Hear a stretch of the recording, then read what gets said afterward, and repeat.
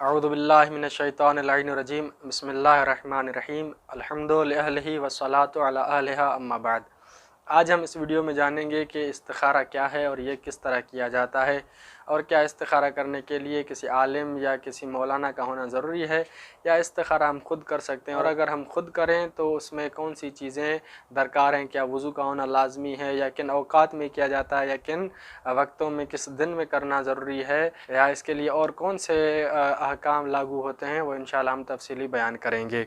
तो सबसे पहले बात आती है कि इस्तिखारा क्या है। तो इस्तिखारे का लुग़वी माना है कि किसी चीज़ में, किसी मामले में जिसमें इंसान हैरत में पड़ जाए और दो राह पर खड़ा हो, तो उस चीज़ में खुदा से दुआ करना और तलब खैर करना, इसे इस्तिखारा कहते हैं। ये इस्तिखारा किस वक्त किया जाता है, यानी किन मवारिद में किया जाता है और कौन सी मुश्किलात में ये इस्तिखारा करना सही है। तो उसके लिए फ़रमाते अल-मुतयक्कन मिन मशरूइयतिहा व हुसूल तहय्युर मअ ताज़ुर इस्तिशारत व अदम इंतहाइहा इला नतीजते। ये इस्तिखारा उस वक्त किया जाता है कि इंसान जब किसी हैरत में हो, किसी दो राहे पर खड़ा हो और गौर व फ़िक्र भी कर चुका और किसी के साथ मशवरा भी कर चुका और किसी नतीजे तक नहीं पहुंचता, तो अब जो है वो यह है कि इस्तिखारा किया जाए।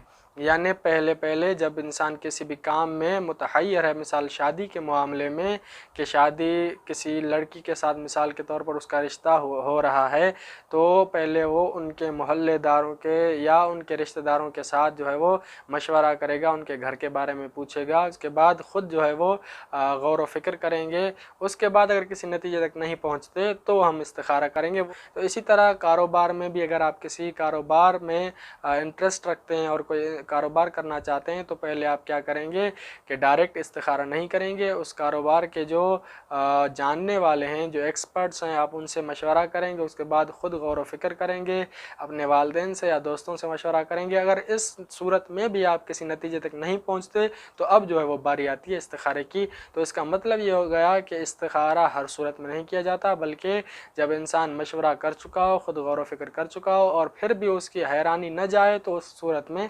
इस्तिखारा किया जाता है।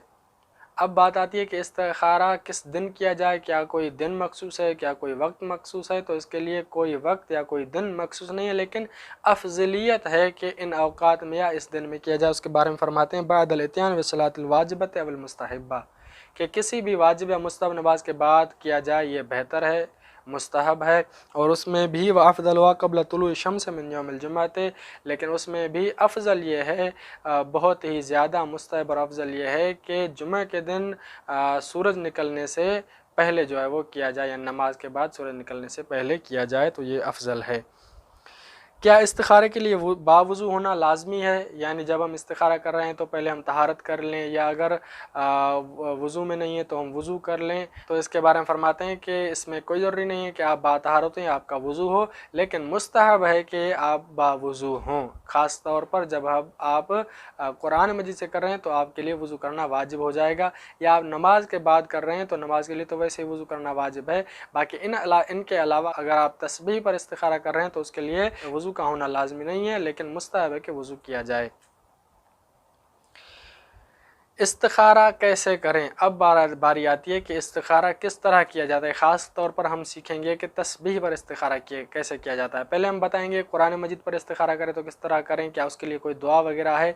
तो चाहे आप तस्बीह पर इस्तिखारा कर रहे हैं या आप कुरान मजीद पर इस्तिखारा कर रहे हैं, तो इसके लिए कोई मखसूस दुआ नहीं है। अलबत्ता जो मफातिल जिनान में उलमा ने जो दुआएँ लिखी हैं उनका पढ़ना बेहतर है, लेकिन मखसूस कोई भी दुआ नहीं है, बल्कि मुस्तहब है कि आप 3 मरतबा सलवात पढ़ें, दुरूद पढ़ें। उसके बाद आपकी जो नीयत है खुदा से तलब खैर करने की, वो नीयत दिल में रखें। अब कुरान को किस तरह कुरान से करेंगे इस्तिखारा, ये नीयत करके सलवात पढ़ के, या जो दुआ किसी आलिम ने या मफातिल जिनान में जो लिखी है वो पढ़ के, उसके बाद कुरान मजीद खोलेंगे और दाईं तरफ देखेंगे। अगर दाईं तरफ जो आयत आती है वो आयत पढ़ेंगे, उसका तर्जुमा पढ़ेंगे और उस हिसाब से आपका जवाब होगा। ये होगा कुरान मजीद के ज़रिए। तस्बीह पर किस तरह इस्तिखारा किया जाएगा, तो फरमाते हैं यकफ़ी अन तज़कुर अस्सलावात सलासन सुम्मा तक़बिल सबहत फ़तहसिब इस्नैन इस्नैन फ़इन ख़रज इस्नैन फ़हिय गैर जय्यदतिन व इन बक़ियत वाहिदतुन फ़हिय जय्यद। फरमाते हैं कि काफ़ी है, यानी काफ़ी है का मतलब ये कि मुस्तहब है कि आप दुआ वगैरह पढ़ सकते हैं। मिसाल के तौर पर तस्बीह पर इस्तिखारा करने की जो दुआ आई है, बिस्मिल्लाहिर्रहमानिर्रहीम अस्तग़फिरुल्लाह बिरहमतिही खैरतन फ़ी आफ़िया, ये दुआ भी आई है, लेकिन आप ये ना पढ़ें, सिर्फ सलावत पढ़ें, 3 मरतबा दुरूद पढ़ें तो भी काफ़ी है। अब दुरूद पढ़ने के बाद क्या करेंगे, आप कोई भी तस्बीह लेंगे, मिसाल के तौर पर हम ये तस्बीह यहाँ पर ले रहे हैं, तो तस्बीह में आप तस्बीह को किसी हाथ में लेंगे, जितने दाने आपके हाथ में आते हैं, मिसाल के तौर पर इतने दाने मेरे हाथ में आ गए, तो हम दो दो करके ये जो है वो निकालेंगे, अलग करेंगे, ये दो दो करके अलग करेंगे। उसके बाद आखिर में अगर 2 बचते हैं तो इसका मतलब है कि आपका इस्तिखारा सही नहीं है, उसमें ना आई है। लेकिन अगर 1 बचता है, अब जब 2-2 करके निकालते हैं और आखिर में 1 बचता है, तो इसका मतलब है कि इस्तिखारा सही है और बेहतर है और आप वो काम कर सकते हैं।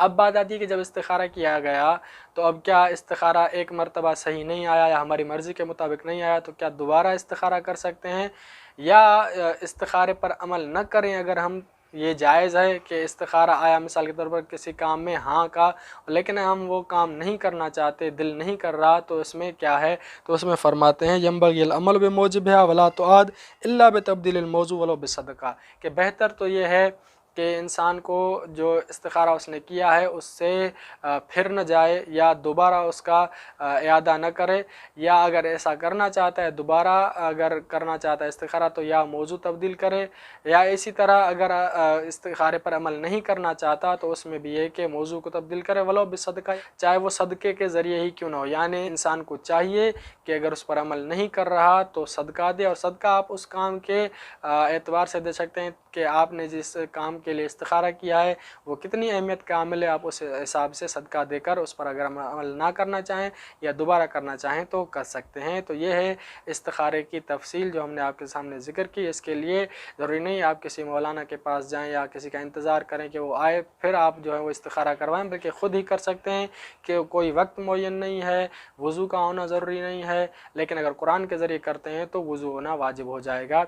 लेकिन तस्बीह के लिए कोई ऐसा जो है वो ख़ास वक्त या ख़ास दुआ या ख़ास तहारत का होना लाजमी नहीं है। ये एक दुआ है, आप किसी भी वक्त जो है खुदा आलम से तलब कर सकते हैं। वस्सलामु अलैकुम वरहमतुल्लाहि वबरकातुहू।